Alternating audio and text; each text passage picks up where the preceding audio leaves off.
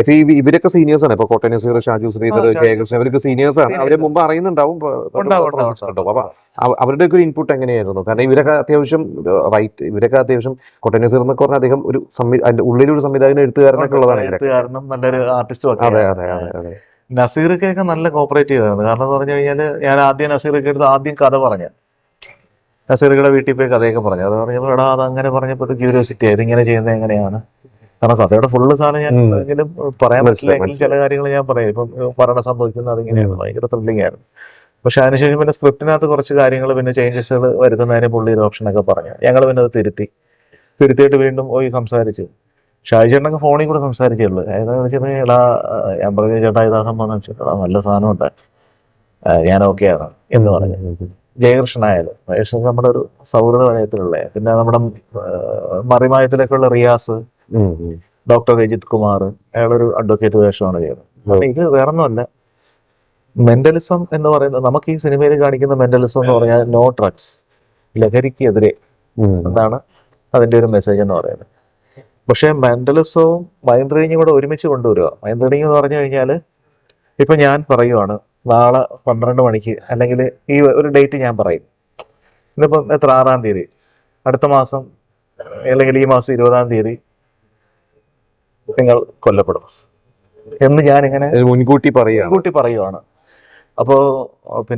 അപ്പം മനസ്സിൽ എന്തുമായിരിക്കും, ഇവന് ഭ്രാന്താണ് വെറുതെ ഇരുന്നിട്ട് ഞാൻ കൊല്ലപ്പെടും.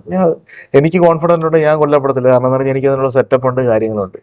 എന്നാൽ ഈ ലോകത്ത് അല്ലെങ്കിൽ ഈ സമൂഹത്തിൽ അറിയപ്പെടുന്ന ഹൈ പ്രൊഫൈൽഡ് ആയിട്ടുള്ള ഒരു 4 പേര്, ഹൈ പ്രൊഫൈൽഡ് എന്ന് പറഞ്ഞാൽ ബിസിനസ് രംഗത്തുള്ള വലിയ ആള്, പൊളിറ്റിക്കൽ രംഗത്തുള്ള വലിയ ആള്, അല്ലെങ്കിൽ വേറെ ഏതെങ്കിലും ബിസിനസ്, ഗോൾഡ് ബിസിനസ്. അപ്പം നമുക്ക് പലരെയും പേരെടുത്ത് പറയാൻ പറ്റില്ല. നമുക്ക് അറിയുന്നതും കാണുന്നതും അറിയുന്നതുള്ള 4 പേര് മരിക്കും, അല്ലെങ്കിൽ ഈ 4 പേര് ഇന്ന ഡേറ്റിൽ കൊന്നുകളയുമെന്ന് ഞാനൊരു മീഡിയയുടെ മുമ്പിൽ പറഞ്ഞു കഴിഞ്ഞാൽ പ്രശ്നമാണ്. ആർക്ക് പ്രശ്നമാണ്? ഈ പറയുന്ന ആൾക്കാണ് പ്രശ്നം. അയാൾക്ക് അകത്തിടും. ഒന്നാമത് ഈ മീഡിയ നിന്ന് പുറത്തിറങ്ങാൻ പറ്റില്ല. ആ ചാനലിന്റെ ഫ്ലോറിൽ നിന്ന് പുറത്തിറങ്ങാൻ പറ്റില്ല. അതാണ് സംഭവം. പക്ഷേ ഞാൻ ഒരാൾ മരിക്കുമെന്ന് ഏതൊരു ബിസിനസ്സുകാരനായാലും, അല്ലെങ്കിൽ ഇപ്പം എൻ്റെ മുമ്പിൽ ഇരിക്കുന്ന വ്യക്തിത്വമായാലും, നമ്മുടെ ചുറ്റുവട്ടത്തുള്ള നമ്മുടെ ക്രൂസ് ആയാലും എല്ലാം, ഞാൻ 22-ാം തീയതി നിങ്ങളെ ഞാൻ കൊല്ലും, അല്ലെങ്കിൽ ഞാൻ മരിക്കും, ഞാൻ കൊണ്ടിരിക്കുമെന്ന് പറഞ്ഞു കഴിഞ്ഞാൽ കറക്റ്റ് 22-ാം തീയതി വരെ നോക്കത്തില്ല. അപ്പം നമ്മളെപ്പോഴും ആരെയും വിളിക്കും, നമ്മുടെ ഫ്രണ്ട്സിനെ വിളിക്കും. മനസ്സിലാക്കിയിടാ ഈ പുള്ളി ഇങ്ങനെയൊക്കെ പറഞ്ഞല്ലോ, 22-ാം തീയതി മറ്റേതാണ്, മരിക്കും മറ്റേത്, അതൊന്നുമില്ലടാ, ചുമ്മാ ഒരു പ്രാന്തം കണ്ട അങ്ങനെയൊക്കെ പറയുന്നതെന്ന് പറയും. പക്ഷേ നമ്മുടെ അപ്പം മനസ്സിലും അങ്ങനെ കാണത്തില്ല. പക്ഷെ 20-ാം തീയതി ആകുമ്പോൾ നമ്മുടെ മനസ്സിൽ ഒരു ടെൻഷൻ ഉണ്ടാവും. ഇനി അങ്ങനെ എന്നെ അറിയോ, നമ്മൾ ഓടിക്കുന്ന വാഹനം ഒന്നും കാണത്തില്ല. അവൻ ചിലപ്പോ ഒരു വേറൊരു കാർ ഇങ്ങനെ സൈഡിൽ കൊണ്ട് തകർക്കും. അപ്പൊ അവൻ നോക്കുമ്പോ ഇങ്ങനെയാ നോക്കുന്നത്. നോക്കുമ്പോഴത്തേക്ക് പേടി, പത്രം ഇടാൻ വരുന്ന പത്രക്കാരനെ പേടി, കൊറിയറുമായിട്ട് വരുന്ന പയ്യനെ പേടി, ഇനി അവര് തോക്കെടുത്ത് ഇങ്ങനെ വെടിവെക്കും എന്നുള്ളത്. അപ്പൊ അങ്ങനെ ഒരു അങ്കലാപ്പിൽ ഇങ്ങനെ ടെൻഷൻ അടിച്ച് കൊണ്ടുവന്ന് 22-ാം തീയതി ആകുമ്പോഴത്തേക്ക് അയാൾ മാനസിക സമ്മർദ്ദത്തിൽ ഏർപ്പെട്ട് അയാൾ മരിച്ചു, അയാളുടെ മൈൻഡ് ഔട്ട് ആയിട്ടേ. അതിന്റെ ആത്മഹത്യ എന്ന് പറയുന്നത്.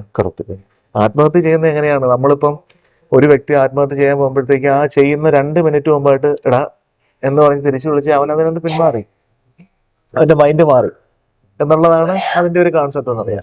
ആ മൈൻഡ് റീഡിംഗ് ആണ് നമ്മുടെ സിനിമ. അപ്പൊ എന്തായാലും സിനിമ തിയേറ്ററിലേക്ക് എത്താൻ പോവാണ് അല്ലെ? ആദ്യത്തെ സിനിമ കുറെ നാളത്തെ കാത്തിരിപ്പ്. എന്തായാലും ഓഡിയൻസിനോട് എന്താണ് പറയാനുള്ളത്? ഈ ഒരു സിനിമയെ സംബന്ധിച്ചിടത്തോളം ആയാലും മെന്റലിസവും മൈൻഡ് റീഡിങ്ങും, അതായത് ലഹരിക്കെതിരെയുള്ള ഒരു മെസ്സേജാണ് ഈ സിനിമ എന്ന് പറയുന്നത്.